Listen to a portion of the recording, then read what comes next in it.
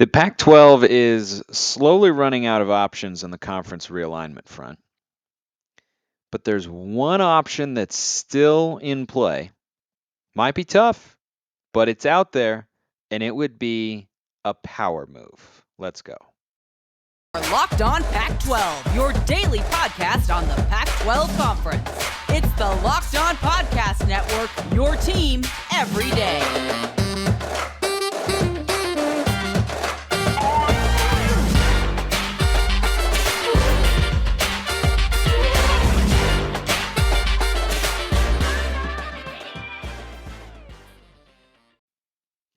Welcome, everybody, to another episode of Locked On Pac-12. I'm your host, Spencer McLaughlin, D1 play-by-play broadcaster. Thanks for making this your first listen or your first view of the day if you're watching on YouTube. Part of the Locked On Podcast Network, your number one source to stay up to date with the Conference of Champions. Like, comment, subscribe wherever you're listening to or watching the show. I appreciate all of you out there who have done so already and who continue to do so. I love the engagement on the comment section on YouTube, asking questions, going back and forth, putting ideas out there. Love all that sort of stuff.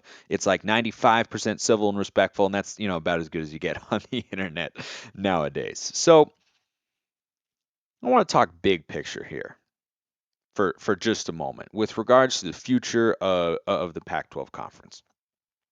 Since the turn of the century, in society, we've seen a number of industries get turned upside down, thrown for a loop, disrupted by companies, individuals, or entities who have come in with an idea that just fundamentally changes and clicks in just the right way to alter our perception of a particular industry.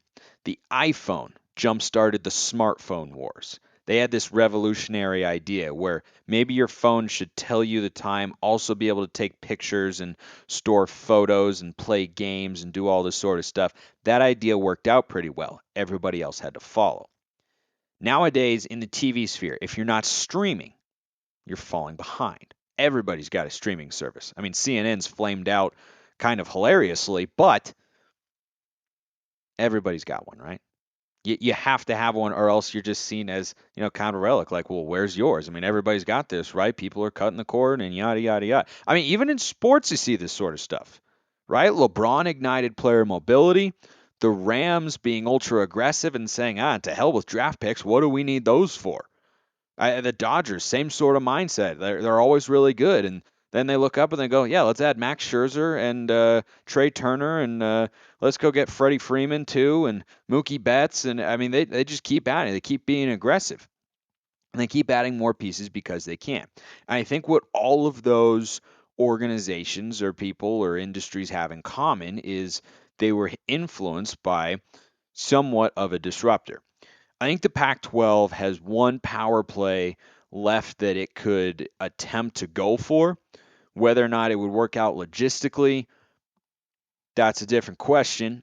But I'm just talking about what's on the table for the Pac-12 staying relevant, staying competitive. I think to do that, to really gain the respect of the national college football landscape, to be in that discussion of, oh yeah, they're making moves, they're doing stuff. I think the one thing that they've got left now with 10 schools officially, at least right now, would be to merge with the ACC. The Big 12 talks fell off. If you missed yesterday's show, we were discussing that. I was talking with Carter Baines of BeaverBlitz.com, and the Pac-12 and the Big 12 have been talking about a full conference merger. It didn't work out. I think the biggest move left on the table, the best card that is still in the Pac-12's hand, and I don't know if it's even fully in the hand, but just hypothetically, would be to merge with the ACC.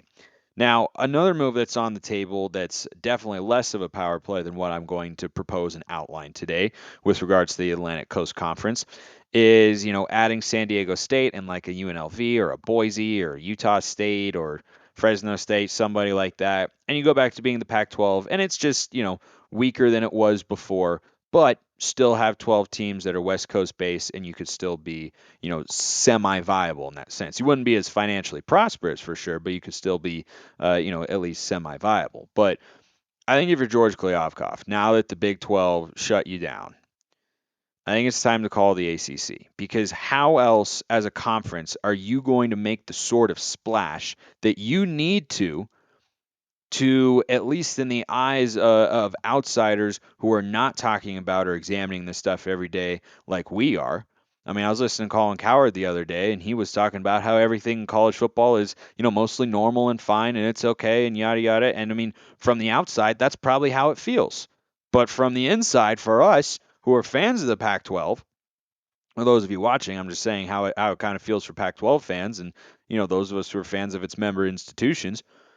It feels like everything is kind of hanging in the balance right now, but other people might not see that. So the outside perception is, well, it's just kind of going downhill, and boy, it's in a bad state. Is it going to survive? But if you want to be able to recapture that sort of momentum and that sort of energy on the national scale, I think you have to be able to make a big swing. And again, as a Pac-12 fan, as I have been for my entire life, I don't hate the idea of a conference that features San Diego State and like Fresno State or Boise.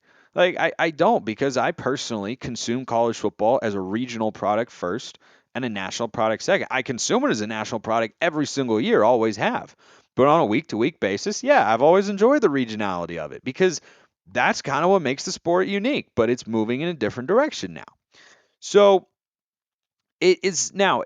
I'm sure there are plenty of you out there thinking to yourself or typing furiously in the YouTube comments right now. Which, by the way, go ahead. I'm all for engagement as long as you're respectful in there. And like I said, about 95% of you are, and that's as good as a percentage as you're probably going to get on the internet nowadays. I'm not saying this is a flawless plan or that there are not holes that you could potentially poke in it. So I'm mostly speaking in the abstract here, but I have thought this through a decent amount, and I think that there are a number of reasons why this plan would work in keeping the Pac-12, relevant nationally, and it would capture people's attention. One thing that I should point out, though, is that in my reading and prep for the show, I came across a piece that was talking about how ACC teams are locked into their conference through 2036, which I'm fully convinced is not a real year that will ever come to pass. I mean, the world's probably going to end by then anyway, so it's all irrelevant. But I'm kidding. So leaving early would be very costly, is what it said. That those schools are really tied into that contract, and so it would be very costly to do that. But that's all legal jargon. We'll let the lawyers figure all of that out first. How a merger would potentially affect that deal, I don't know. Like I don't know how that would shape out, if it's phrased as the ACC joining the Big 12, or Pac-12 and joining with the Pac-12, or the Pac-12 going to the ACC. I don't know. I don't know if that would be able to change. But I'm just saying, as an outsider, relative from the details of all of that sort of all that sort of stuff that has to get worked out, there's a lot of intrigue and interest there.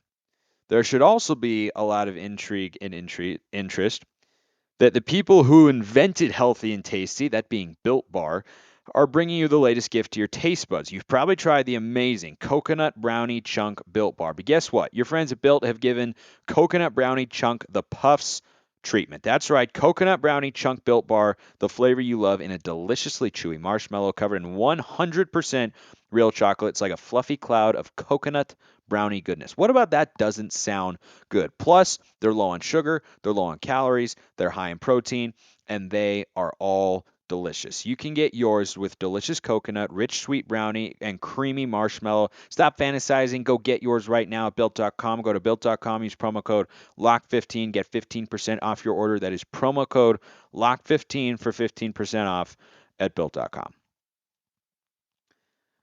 I should also point out, with regards to this potential ACC Pac-12 merger that I'm discussing here, there are no rumors or reports that discussions have happened or that they will happen. I'm just saying, you got on the phone and we're talking with the Big 12. Why can't you call the ACC? The other reason that there's an appropriate partnership there between the ACC and the Pac-12 is, right now, those two conferences pay out to their schools the lowest amounts the lowest amount of money or amounts of money, individual sums of money, you know what I'm saying, they pay less than the Big 12, the Big 10, or the SEC. The Big 12 is, I think, around 41 million in 2022. The Pac-12 was at 34. The ACC was just over 30-ish. So there's like a 3 to 4 million gap, but they're kind of in that same boat.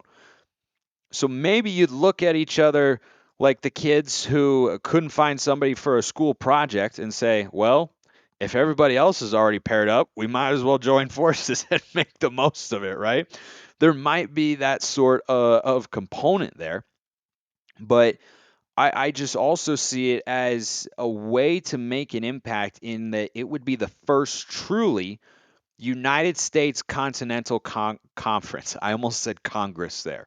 I almost did because I watch a lot of Jeopardy and that comes up. But anyway, you would have the first conference that's truly national because the Big Ten is sort of like a national conference, but light, right? It's still the Big Ten the way that we know it with the teams we know it. And then you have these two LA schools over here that are kind of like the ugly ducklings in terms of the geographical location, not in terms of conference pedigree, of course, or the caliber of school or football program that's going in there. But it does like they do stand out in that sense. They're the black sheep geographically. But if you had, and it's just two compared to the other, I think it's 12 or 14, however many are in the Big Ten. Why it's named the Big Ten, I don't know. Don't ask me. I don't make those decisions yet. You would have the first conference that truly spans the entire country. Now, what a lot of people will also probably think about right now is, well, that's so much travel. I mean, you just going all the way across the country. I mean, I think it's too much to go from LA to the Big Ten schools. And like, yeah, 4 trips a year to Big Ten country, not great, but it could also be as few as 3. Just on that note, because USC and UCLA in the Big Ten will always play each other, and then you only play 4 or 5 conference road games a year. So in a year where it's 4, you'd only be going there 3 times. I think that's pretty manageable as long as it's spaced out. Like that's not going to be a huge deal, but it's a factor to consider. But you would be bringing it to a new level if you went with the ACC over here on the East Coast and the Pac-12 or Pac-10 over here on the West Coast, and you combine to make a 24-team football conference. But you'd be standing out in a couple of ways. Number one, you'd be the first conference to go over 20 teams, and so you would bring the super conference discussion to the forefront. However, I don't know that it would accelerate the move that somewhat feels inevitable to not like Thanos inevitable, but almost to 2 super conferences the way that the NFL is set up with the AFC and NFC. I don't know if it would accelerate it as much as people might think because with the Pac-10 and the ACC going together, you don't have that many blue blood college football programs. You don't have the sort of brands that you have in the SEC or the Big Ten. So I don't think the other conferences would feel quite as threatened. That doesn't mean I don't think, obviously, that doesn't mean I see it as a non viable move because a conference that as its top teams, just talking from a football perspective and basketball, my goodness, it'd be loaded. I mean, the ACC is already loaded, probably the best basketball conference out there. The SEC is pretty good, but the ACC is really good. You got Duke and North Carolina, of course. A football conference that has Clemson, if they weren't able to get out of the deal, Miami with Mario Cristobal, in theory, should be able to win, if not only because they're going to recruit better players than most everybody in the ACC. Florida State is capable of being good, we know, won a national championship in the 2013-14 season. Pitt just won the ACC, again, respectable. And then the Pac-10 schools you'd be bringing in, Utah, Washington, Oregon, Stanford, the Arizona schools. To me, that is at the very least comparable to the lineup of Big 12 schools that you're going to have in the future. And I think there's a pretty good argument that it would be deeper. So if you moved it to one mega conference, let's call it a mega instead of a super conference, since you wouldn't be merging everybody and anybody there. But if you had a mega conference there of 24 schools, I think you'd be above the Big 12 because the Big 12, their top teams are Oklahoma State, Baylor, Cincinnati, right? Because they're going to join eventually. BYU, TCU, Texas Tech, Iowa State. Again, a lot of good schools in there. But look at it compared to the lineup, especially with Clemson as your headliner that I just lay out. I think it'd be deeper. So I think it's viable from that point of view. The other perspective that I think you have to bring in there is how's it going to be viewed nationally and by fans? It would be very distinct. It would be very distinct because it's the only one that goes all the way across the country. And I think I got sidetracked from this point, so let me come back to it right now. The travel. The travel would be certainly more extreme in one sense than what we've known in the past for college football, where the conferences are all regionally designed, and that's the foundation for all of them. But even with the LA schools going to the Big Ten, it would be a much, I mean, you're going all the way across the country. That's a really long trip. But if you had a full conference merger here between the Pac-10, and I'm calling it that because I'm assuming that USC and UCLA leave, and then this would be the next move, right? And if this is your next move, you don't need to go to any Mountain West schools and say that they want to come over. If you want to bring on San Diego State and Boise State, heck, I don't think that's a bad thing at all. But let's say that it would be the Pac-10, the remaining schools out here on the West Coast joining with the ACC.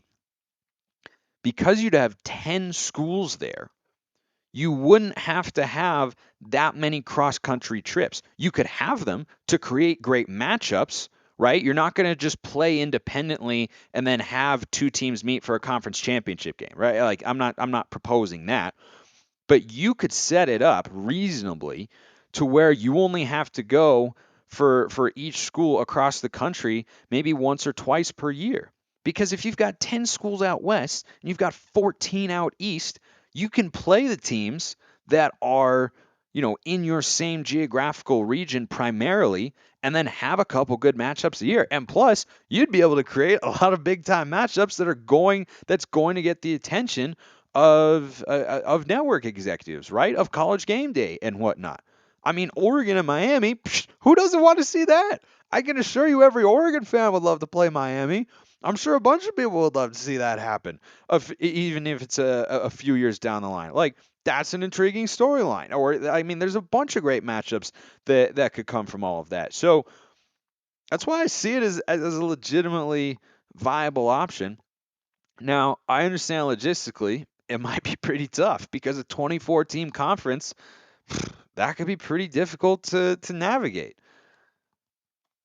But if you're George Kliavkoff right now, and you're looking at, what are my options to try and keep up with conference realignment and stay relevant, make a splash, I don't think there's a bigger splash move available than merging with the ACC in full rather than, playing defense and just trying to keep your teams around and add San Diego State and Boise or someone, or Fresno or Utah State or UNLV, whoever it might be, and you can, argue about who the best option might be. I think that's, pretty well understood that San Diego State would be one of the most logical choices there. I'm not saying that's a bad move or that I'd hate it as a fan, but if I were a commissioner, after I've been turned away from the Big 12, I'd pick up the phone and call the ACC and say, hey, your conference is not looking incredible at the moment, but our conferences together, that looks pretty darn good. And I think you'd surpass the Big 12. You'd have a lot of mouths to feed. That's very true. But you'd have a lot of games to put on there. And I'm not, maybe it doesn't work out because of the numbers and there's too many teams to give money to from the conference, right? Because they have to give an equal amount to each school. Maybe that's a disqualifying factor alone. I don't know. I'm not an expert.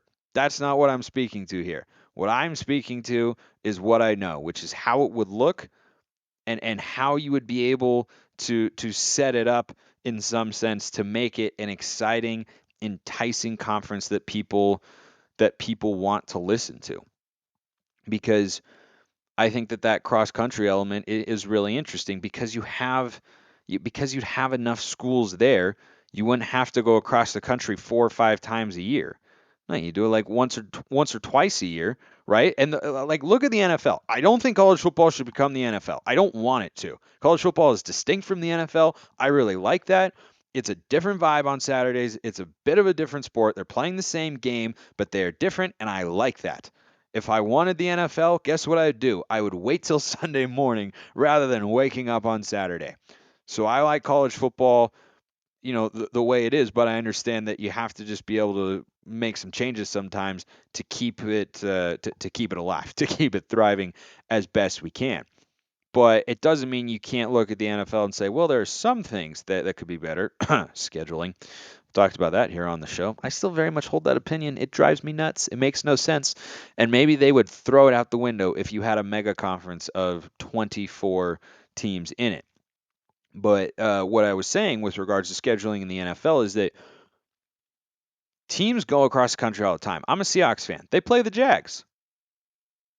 But the next week, they don't then play the Giants or the Jets or the Steelers. They don't have to go over there in back-to-back week. You can spread it out. And I think asking kids to make one cross-country trip per year, and yeah, it might be a little bit tougher for non-revenue sports, but so is any conference realignment that introduces geographical change. And football is our primary driving factor here. So that's of course what I'm going to talk about. But you could set it up so that each school, you have a cross country game every week in conference play. Maybe you'd call it the United States Continental Conference. I kind of like that. The USCC. Yeah, we remember the USCC. Yeah, I kind of like that. I just came up with that. I thought it sounded pretty good. Maybe I sound like a total dork, but I'm also a bit of a history nerd, so maybe that's why I like it a little more than some of you might. But you have these matchups every week, cross country matchups, but then if you have two per year per school, then maybe one is in conference week 3 and then one is in conference week 8. And then the rest of your road games that you're playing, of which you have 4 to 5 in conference play per year, and this would certainly be a 9-game conference slate. Heck, it might be 10. Nah, they won't go to 10. 9-game conference slate. I think the ACC plays 8. The Pac-12 right now plays 9. Everybody should be playing 9. People who don't play 8, I think, are being a little bit ridiculous, and it's not as much fun for the fans if you only have 8 conference games. So 9 conference games, you'd go like, I don't know, a minimum of 3 weeks apart. I'll let the lawyers and the school presidents and chancellors and athletic directors figure out all those sorts of details, but I think that would pack a punch. I think if you say, yep, Pac-12 ACC, the first continental conference that we have in college football. I think you'd be above the Pac or the not the Pac-12, because the Pac-12 wouldn't really exist. You know what I'm saying? But you'd be above the Big 12 in terms of the number of teams you have. You'd be above the Big 12 in terms of depth. And I think that keeps you relevant. And then instead of Power 5, it'd be the Power 4. And yeah, I like that idea. I think that could be really, really fun. It would preserve a lot of things I like with regards to regionality in college football, while also maintaining some viability on a competitive landscape standpoint, and trying to keep pace with your peers. Maybe I'm crazy. You can shoot me a message on Twitter at smalls_55 or at LO_Pac12. DM's wide open, or you can just at me, hop in the YouTube comments. Would love to know your thoughts on all of that. I appreciate everybody listening. See you next time, and have a wonderful rest of your day.